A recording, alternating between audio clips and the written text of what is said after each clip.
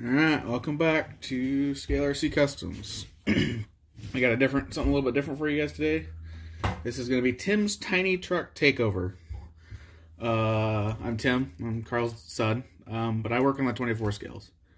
And as you can see, this one is currently missing its roof. A small accident rolling off of a truck and on the ground, and it didn't hide it well, so we're going to take care of that today. There's also some binding going on somewhere in the drivetrain that we got to get that taken care of. And I'll probably swap over my this motor. It's a hot racing motor, but I upgraded my 24 scale to a PN Racing motor mount. Yeah, so a PN Racing mount, a little bit bigger and stuff. We can talk more about this later, but so I got my spare barrage motor, barrage motor that I might throw in there, because mine had a little bit more wheel speed than this did, but that could have been because of the binding. So, and here's the new chassis for it. So it's all designed and 3D printed by me. I took these front shock mounts and moved it back about 5 millimeters. Can't tell here. Yeah, they're a little bit farther back because the shocks lean back. I also had a bunch of holes here for tuning the shocks as well, get the right angle and how much we like it. So yeah, I will get this started and I'll time-lapse tearing it apart, and I'll talk more about when I get it put together. If I find anything interesting when I take apart, I'll let you know.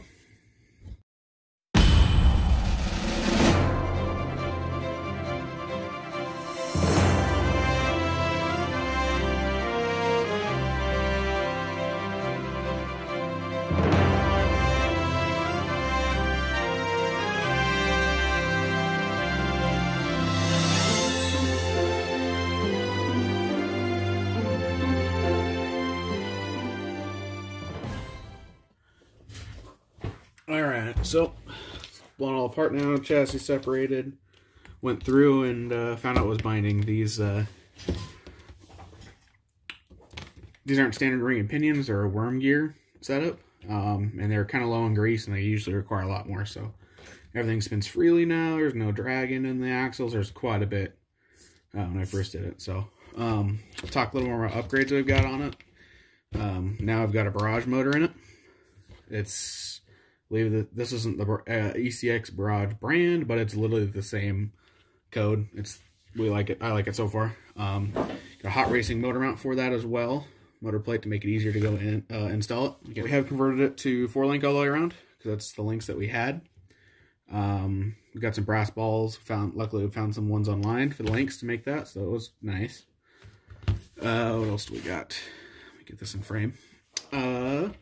We've got 9-gram hot racing diff covers, front and rear. Give us some weight down low. So these are the big diff covers. We got some Racing brass knuckles. Hot racing, I don't know, is it? Nope, back to Yeah Racing steering links. These are really nice. Compared to the stock ones, at least. These don't flex. The stock ones get a lot of flex, especially with any upgraded servo. These are the Emax ES08 MA2s. These are a full metal gear servo, definitely a big upgrade from stock, and you'll definitely notice improvement. And on top of that, we got some aluminum servo mounts. To make those easier. You can run them in the stock one. It just requires a little bit of finessing, but I didn't want to do that, so we just bought ones.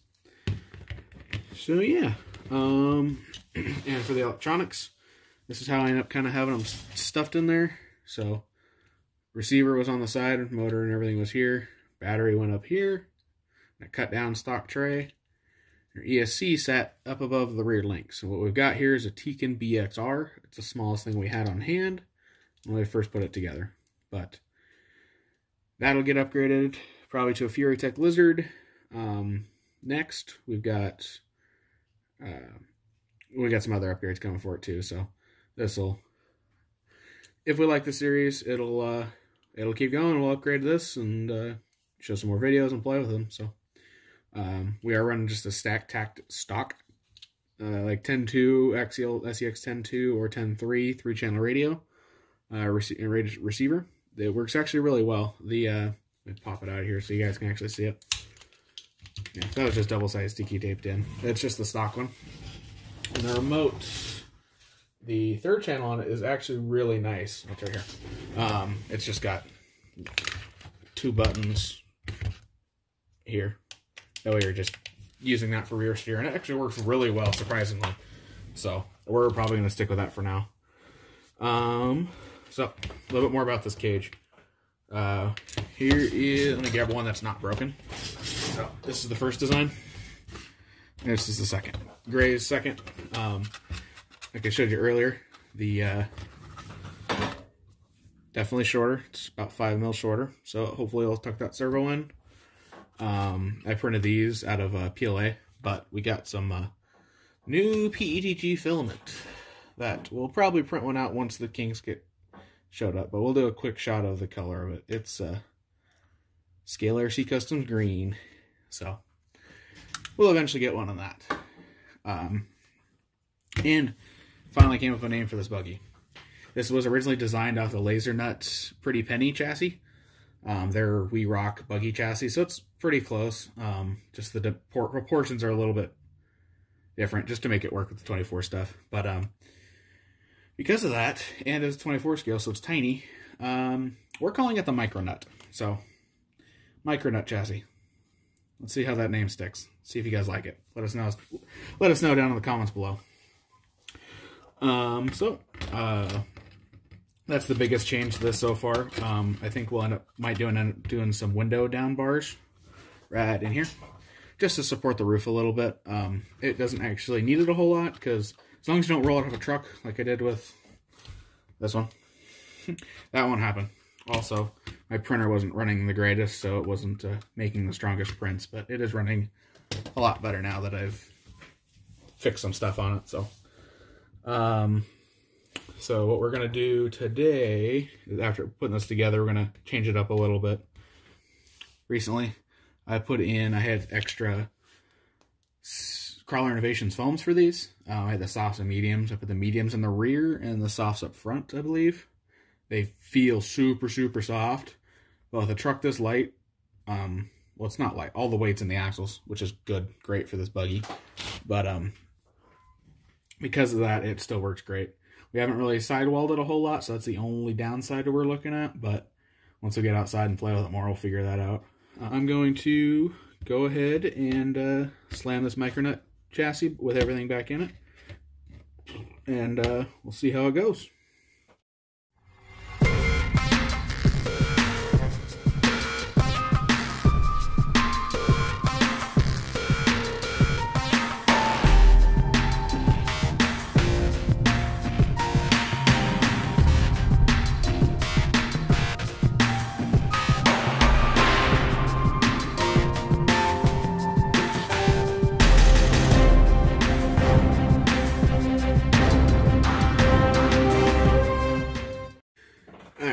So while we let this glue to dry, again, I'll talk to you guys a little bit more about it. So I forgot to mention before, this is a C10 link set. So it is C10 length rears and then front as well. So it's the C10 wheelbase. To convert it to 4-link up front, I took these are the Deadbolt front lower links that I put up top, and the right length. Pinion angle's correct and everything. So, and on the tires, oh yeah, you can see I've been messing with it. The bead's pulled out fully on that one, so I got to take those apart still. But these are the RC 4-wheel drive scramblers. They are 2.5 inches tall, almost. I think they're closer to 2.4, but there's one of the tallest tires they offer. These and Little Guy Racing tires, which are a bit wider than these. These are kind of narrow. Little Guy Racings are a bit wider, but about the same height. But these ones, they hook up great. They're soft enough with these foams. So we're going to keep running with these for now. But yeah, and these are SSD slot mags. So they are aluminum wheel with they're internally bead locked. They've got a brass center ring. So they got some heft to them, which is kind of nice, because these little ones, they like weight. If you add weight to it, they perform a lot better. As long as you don't add it down low. For my personally, I would not add any weight to the chassis with those brass sliders, anything like that. But I wouldn't do that. But this is how I did it. Threw all the weight as I could in the axles because offset the cage, which is surprisingly pretty light. It is just PLA. So it is pretty easy to print, but we are going to be, but it is pretty hard and brittle, so we are going to be printing the next couple in PETG. It's a little bit tougher. It's a little bit more flexible, which is good. Absorb more of an impact, which will be needed for a cage. So.